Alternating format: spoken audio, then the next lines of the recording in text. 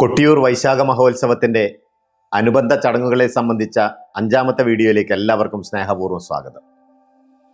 Channel ഇതുവരേക്കും subscribe ചെയ്യാത്തവർ subscribe ചെയ്ത് ഈ എളിയ സംരംഭത്തെ ഒന്ന് സപ്പോർട്ട് ചെയ്യുക. ഈ വീഡിയോയ്ക്ക് 1000 ലൈക്കാണ് ഞാൻ പ്രതീക്ഷിക്കുന്നത്. അതുകൊണ്ട് എല്ലാവരും മറക്കാതെ ലൈക്ക് ബട്ടൺ കൂടി ഒന്ന് തൊട്ടോളൂ. ഓരോ വർഷത്തെ വൈശാഖോത്സവത്തിന് ശേഷവും മണിത്തറയിലെ സ്വയംഭൂവിനെ അഷ്ടബന്ധത്താൽ ബന്ധിച്ചാണ് സംരക്ഷിച്ചു പോരുന്നത്. 11 മാസവും 2 ദിവസവും കഴിഞ്ഞ് ഈ അഷ്ടബന്ധം നീക്കിയാണ് സ്വയംഭൂവിനെ ഉത്സവത്തിനായി ഒരുക്കിയെടുക്കുന്നത്. ചോതിവിളക്ക് തെളിഞ്ഞതിന് ശേഷം നെയ്യഭിഷേകം നടത്തിയാണ് കൊട്ടിയൂർ ഉത്സവത്തിൻ്റെ നാന്ദി കുറിക്കുക. കൊട്ടിയൂർ വൈശാഖോത്സവത്തിന് നെയ്യെഴുന്നള്ളിക്കുന്ന സംഘങ്ങളിലൊന്നായ ശങ്കരനെല്ലൂർ നെയ്യമൃത് സംഘത്തിലെ വിശേഷങ്ങളെക്കുറിച്ചാണ് ഇന്നത്തെ വീഡിയോ. കണ്ണൂർ ജില്ലയിലെ മാങ്ങാട്ടിടം പഞ്ചായത്തിലാണ് ശങ്കരനെല്ലൂർ എന്ന ഗ്രാമം.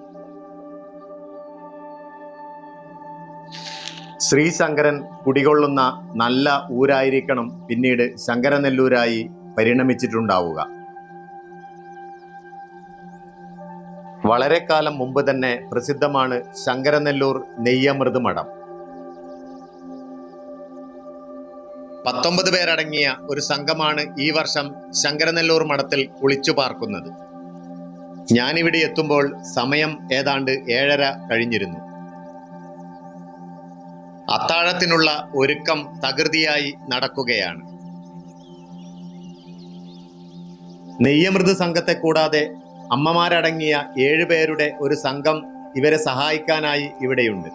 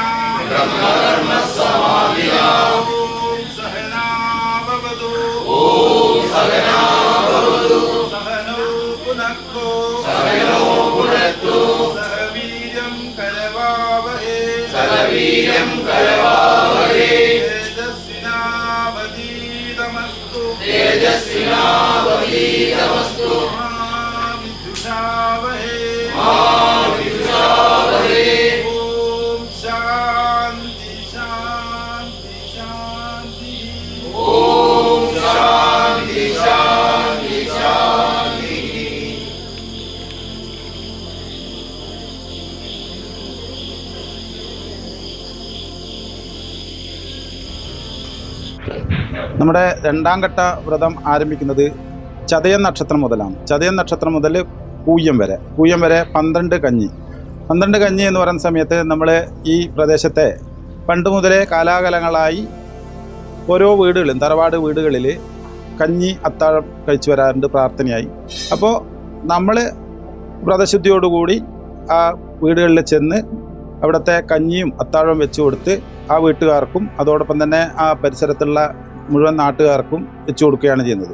അത് കഴിഞ്ഞ് ആയില്യം നക്ഷത്രം മുതലാണ് നമ്മൾ മഠത്തിൽ കയറുക. മഠത്തിൽ കയറുന്ന സമയത്ത് അന്ന് ഒരു നേരമാണ്, ആയില്യത്തിന് ഒരു നേരം എന്നാണ്.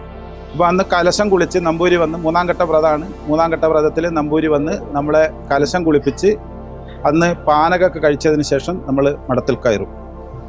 മഠത്തിൽ കയറിയതിന് ശേഷമാണ് പിന്നെ നമുക്ക് മറ്റുള്ള ചടങ്ങുകളൊക്കെ. കാരണം നമുക്ക് നെയ്യ് എഴുന്നള്ളിക്കാനുള്ള കിണ്ടി ചുറ്റാനുള്ള കയറ് നമ്മൾ സ്വന്തമായിട്ട് പിരിച്ചെടുത്തുകൊണ്ടാണ് ആ നെയ്ക്കിണ്ടി കെട്ടുന്നത്. അതിനുവേണ്ടി നമ്മൾ ഉപയോഗിക്കുന്നത് എരോപ്പക്കൈത എന്ന് പറയുന്നതാണ്. ഇന്ന് അത് അന്യം നിന്ന് പോകുന്നുണ്ടെങ്കിൽ തന്നെ അത് സംരക്ഷിക്കാൻ വേണ്ടി നമ്മളെ പോലുള്ള ചില മഠങ്ങൾ അത് വളരെ ശ്രദ്ധയോടുകൂടി പരിപാലിച്ചു വരുന്നുണ്ട്.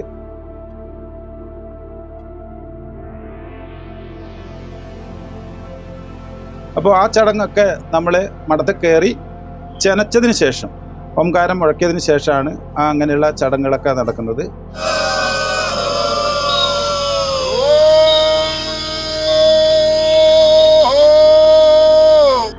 മഠത്തിൽ കയറി കഴിഞ്ഞാൽ നമ്മൾ 5 ചെന നടത്തും. 5 ചെന വെച്ച് 6ാമത്തെ ചെനയോടുകൂടി നമ്മൾ ഇവിടുന്ന് കൊട്ടിയൂരേക്ക് എഴുന്നള്ളും. അത്തം നക്ഷത്രത്തിനാണ് നമ്മൾ ഇവിടുന്ന് നെയ്യെടുക്കുക. നെയ്യ് എടുത്തതിന് ശേഷം ആദ്യത്തെ ഒരു ദിവസം നമ്മൾ മുഴക്കുന്നും, അതുപോലെ തന്നെ 2ാമത്തെ ദിവസം മണത്തണ എത്തിയതിന് ശേഷം ചോതി നക്ഷത്രമായെന്ന് രാവിലെ നമുക്കറിയാം നമ്മുടെ 2 കലശപാത്രങ്ങളാണ്. ഒന്ന് വില്ലിപ്പാലം കുറുപ്പിൻ്റെയും അതുപോലെ തന്നെ തമ്മയങ്ങാടൻ നമ്പ്യാരുടെയും. ഈ കലശപാത്രത്തിൻ്റെ പിറകിലായിട്ടാണ് നമ്മൾ ഓരോ നെയ്യമൃത് വ്രതക്കാരും കിണ്ടി തലയിലേറ്റിക്കൊണ്ട് കൊട്ടിയൂരിലേക്ക് എത്തുക. അപ്പോൾ അന്ന് കൊട്ടിയൂർ എത്തിക്കഴിഞ്ഞു കഴിഞ്ഞാൽ മുതിരേരിയിൽ നിന്ന് വരുന്ന മുതിരേരി വാള് വന്നതിന് ശേഷം അവിടുന്ന് ഓടയും തീയും അക്കരെ കൊട്ടിയൂരിലേക്ക് പുറപ്പെടും. അതിന് പിറകിലായിട്ടാണ് എല്ലാ നെയ്യമൃതകാരും നെയ്യ് ആടാൻ വേണ്ടിയിട്ട് കൊട്ടിയൂർ എത്തുന്നത്. അന്ന് രാത്രി ചോതി വിളക്ക് തെളിയുകയും അതിനുശേഷം അടിയന്തര യോഗം കഴിഞ്ഞതിന് ശേഷമാണ് നമ്മളെ നെയ്യാട്ടം ആരംഭിക്കുന്നത്.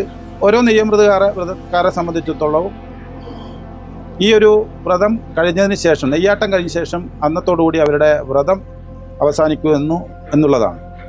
ശങ്കരനെല്ലൂർ നെയ്യമൃത മഠത്തിൽ ഈ വർഷം 19 പേരാണ് കുളിച്ചുകൂടിയിരിക്കുന്നത്. എല്ലാ വർഷവും ഒരു 2-3 പുതിയ നെയ്യമൃത് വ്രതക്കാർ ഉണ്ടാവാറുണ്ട്. ഈ വർഷവും നമുക്ക് 3 പുത്തനായിട്ടുള്ള നെയ്യമൃത് വ്രതക്കാരുണ്ട്.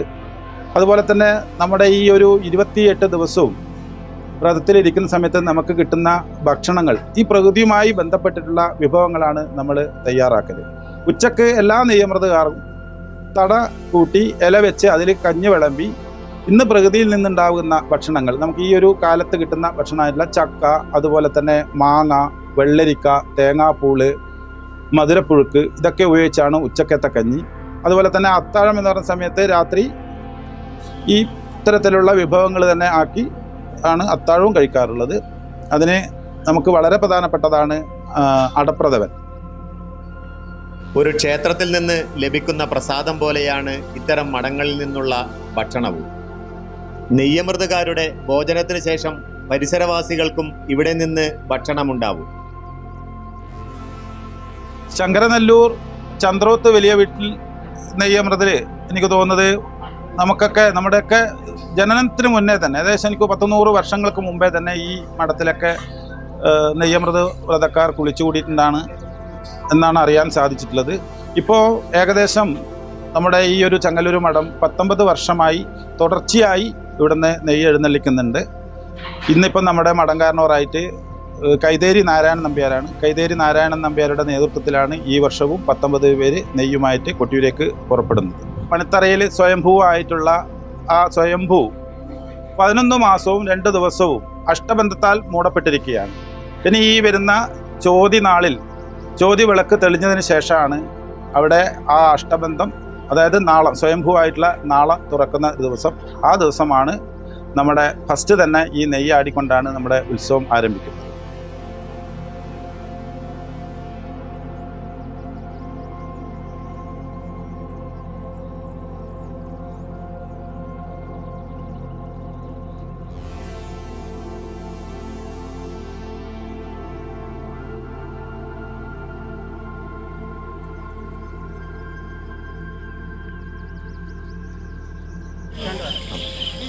ഓം നമഃ ശിവായ. മെയ് 12-ന് തൃപ്പുഴ മുതൽ നെയ്യമൃത് വ്രതം തുടങ്ങി. ഓം നമഃ ശിവായ. മെയ് 12-ന് തൃപ്പുഴം തുടങ്ങി. അന്ന് മുതൽ ഞങ്ങൾ 7 പേര് വ്രതത്തിൽ നിന്ന് നെയ്യമൃത് വ്രതക്കാർക്ക് വേണ്ട സഹായങ്ങളെല്ലാം ചെയ്തു കൊടുത്തു. നമ്മൾ വീട്ടിൽ നിന്ന് കുറച്ച് നെയ്യ് ഉണ്ടായി. അപ്പോൾ 21-ന് വേറെ വെപ്പ് തുടങ്ങി.